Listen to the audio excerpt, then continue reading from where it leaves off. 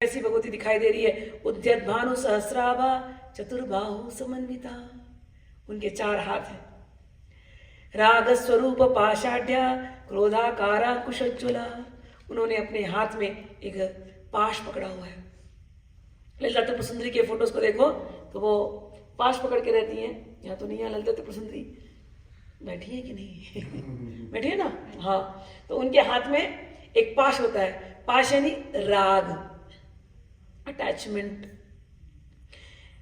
भगवती कहती है देवताओं तुम मेरे अपने हो, तुम्हारे अनुराग से मैं प्रसन्न हूं, तुम्हारे इस राग को मैं पाश के रूप में धारण करती हूँ। राग स्वरूप पाषाढ़्या क्रोधाकारा अंकुशोज्ज्वला, और उनके एक हाथ में अंकुश है जो क्रोध के रूप में है कि जो तुमको परेशान कर रहा है मैं इनको छोड़ूंगी नहीं। एक बात समझ लेना, जब हम कहानी सुनते हैं हमें लगता है थर्ड पर्सन की कहानी है, देवता कहीं थे, असुर कहीं है, लेकिन ये थर्ड पर्सन की कहानी नहीं है, ये हम सबकी कहानी है। आदमी का, जैसे हम बोलते हैं ना, शेर का बच्चा शेर, ठीक है ना, बिल्ली का बच्चा बिल्ली, आदमी का बच्चा आदमी, देवी का बच्चा। आप लोग किसके बच्चे हो? तो आप लोग क्या हो? देव और देवी। पुरुष हुआ तो देवता, स्त्री हुई तो देवी, ठीक है ना। तो ये हमारी सबकी कहानी है। हम अपने उस दैवी गुण को भूल गए, हम भूल जाते कि हम माँ के बच्चे हैं। और जब हमको ये माया परेशान करती है, संसार परेशान करता है, भंड यानी अहंकार, अहंकारों की लड़ाइयाँ होती हैं घरों के अंदर, हमारे जीवन में, हम जब परेशान हो जाते हैं, त्रस्त हो जाते हैं, तो हम भगवती को याद करते हैं। तपे हुए दिल से हम भगवती को याद करते, भगवती प्रकट हो जाती है। और भगवती क्या बोलती है? बच्चे तूने जिस प्यार से मुझे याद किया, तेरा वो राग, तुझे मैं राग की रस्सी से बांध लूंगी। समझ में आया? राग से, राग का पाश, तुम सबको मैं अपने प्यार की रस्सी में बांधने वाली हूं, प्यार की डोर, ठीक है। और तो तुम चिंता मत करो, क्रोधाकार अंकुशोज्ज्वला, मेरे हाथ में वो अंकुश है। जिस स्थिति ने, जिस असुर ने, जिन जिन लोगों ने तुमको परेशान किया है, तुम्हारे अंदर के विकार हो चाहे तुम्हारे बाहर के विकार हो, कोई ग्रह हो, कोई ग्रह बाधा हो, कोई भूत प्रेत पिशाच टोना टोटका मारण सम्मोहन कुछ भी हो, चिंता मत करो, मेरे पास वो अंकुश है। और भगवती के हाथ का अंकुश चमकता है, उज्ज्वल अंकुश है। क्या करता है? जितनी नेगेटिविटी है आपके जीवन की वो उतार देता है। उन देवताओं में और तुम में कोई अंतर नहीं है। हमेशा याद रखना, तुम देवी के हो, देवी तुम्हारी है, तुम देवी के देव हो, तुम देवी के बच्चे हो। और भगवती वहां प्रकट है तुम्हारी रक्षा करने के लिए। जहां कहीं ग्रुप में ललिता सहस्रनाम होती है, उसका पावर बढ़ जाता है।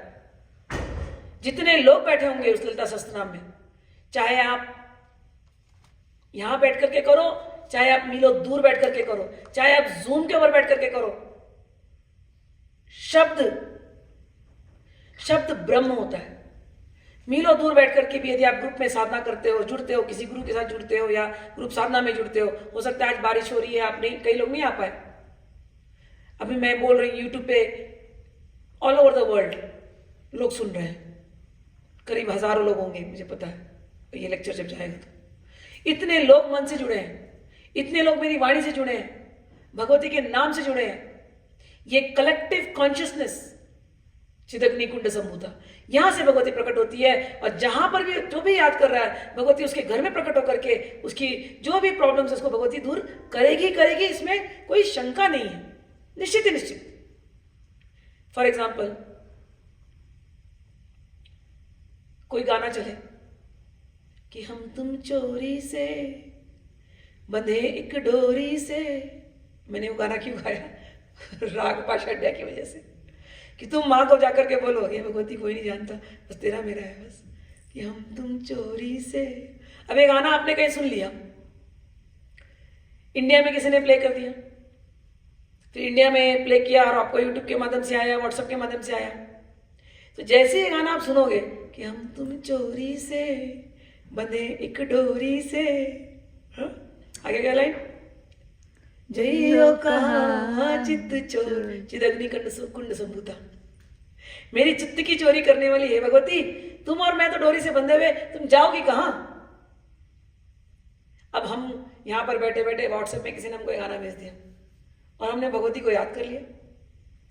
कितनी दूर से ये शब्द चले। अच्छा, ये शब्द, ये गाना न जाने कौन से सन में गाया गया, मुझे पता नहीं कि कौन सा सन में इस गाना को गाया गया है, लेकिन आज भी इस गाना को सुनते हैं तो हृदय में ऐसा प्रेम टपकने लगता है। क्यों टपकता है? उस शब्द में वो भाव है। जब शब्द में, और शब्द उस ईथर से, व्योम से ट्रैवल करते करते करते करते तुम्हारे कानों में गिरता है और उसकी भावना तुम्हारे हृदय में प्रकट होती है, तो ये गाना सजीव हो जाता है आपके लिए। चाहे आप किसी व्यक्ति के लिए गाइए, चाहे अपने बच्चे के लिए गाइए, चाहे अपने मित्र के लिए गाइए, चाहे आप भगवती के लिए गाइए, चाहे अपने गुरु के लिए गाइए। ये शब्द का ये पावर है। शब्द बनते किससे? अक्षर से। अक्षर से शब्द बनते हैं। अक्षर का अर्थ क्या होता है? जिसका क्षर ना हो, क्षर यानी समाप्ति, जो कभी समाप्त ना हो वो अक्षर। ठीक? क ख ग घ मैंने कहा तो ये साउंड वाइब्रेशन है ना। आज अगर मैंने बोल दिया राम, ललिता, क्लीम कामाख्या, तो क ल ई म राम, इन अक्षरों से ये भगवान के शब्द बने। और इस शब्द की जो फ्रीक्वेंसी है, जो वाइब्रेशन है, ये ईथर में है। और ये इसमें जो पावर, क्योंकि एक भावना चलती है ना, जैसे मैंने कहा राम, मेरे मन में आता है जय श्री राम।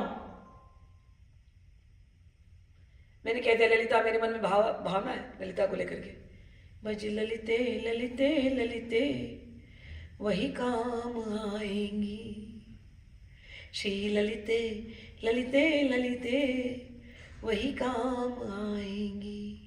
मेरे मन में ललिता के लिए वो भावना है। ललिता नाम लिया, मेरे मन में भावना है मेरी माँ। मैं जहीं कहीं भी हूं, मेरी माँ मेरे साथ है। दुनिया का ऐसा कोई कोना है कि जहां ललिता नहीं है, जहां दुर्गा नहीं है, जहां काली नहीं है, जहां माँ नहीं है। मुझे और कोई शब्द माँ का नहीं पता, मुझे खाली एक ही नाम पता है, माँ। छोटे बच्चे थे, कोई और शब्द आता था क्या? कोई मंत्र आता था क्या हमको? सबसे पहला अक्षर हमने क्या सीखा? माँ। माँ, बच्चा रोता भी ऐसे, माँ माँ माँ माँ। उसी माँ का दूसरा नाम है उमा। उमा। तो भगवती के अनेकों नाम है, लेकिन उसका सबसे सरल नाम है उमा। माँ, मेरी माँ। शब्द में जब वो भावना जुड़ जाती है, वो आपके लिए, फिर आप जो भी उसके साथ इच्छा करते हो ना, वो इच्छा फिर वो आपकी पूरी कर ही देती है।